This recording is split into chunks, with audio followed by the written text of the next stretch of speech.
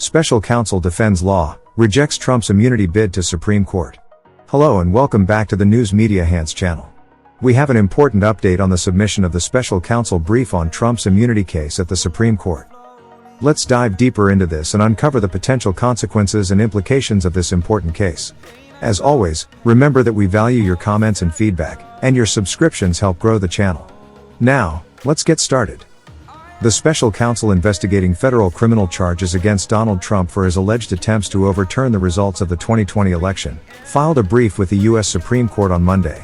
Jack Smith is urging the justices to reject the former president's request for immunity from prosecution, arguing that no person is above the law.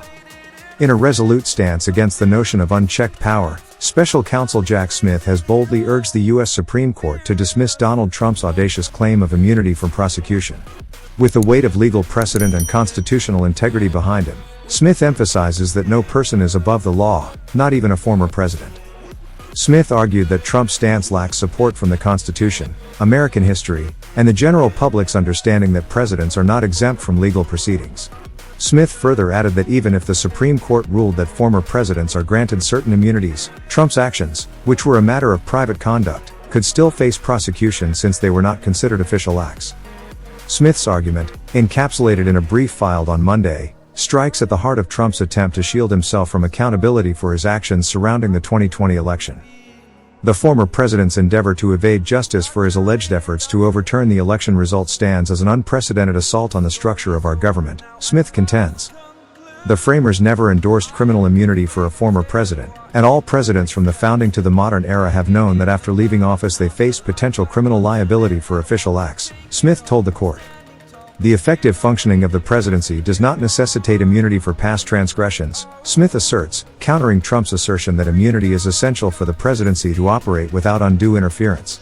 By refuting this claim, Smith underscores a fundamental principle: accountability must prevail to safeguard the sanctity of democracy.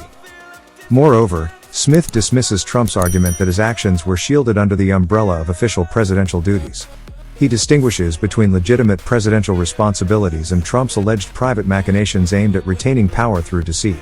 The former president's actions, Smith clarifies, represent a betrayal of public trust rather than the execution of lawful duties.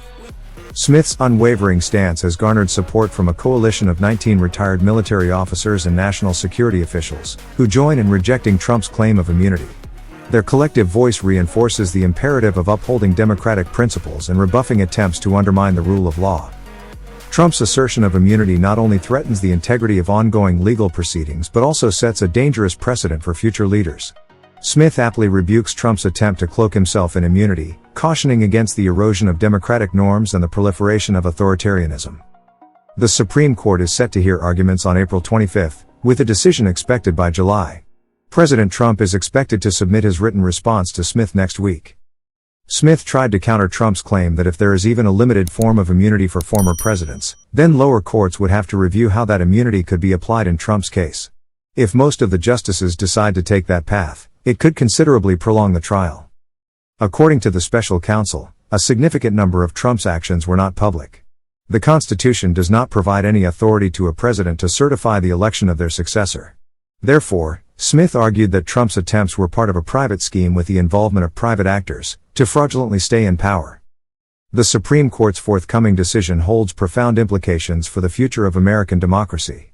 By rejecting Trump's immunity bid, the court can reaffirm the principle that no individual, regardless of their stature, is beyond the reach of justice. In doing so, the court will uphold the rule of law and ensure that accountability remains the cornerstone of our constitutional order. Thanks for watching. If you like it, comment and hit the like and share buttons. Subscribe for future videos.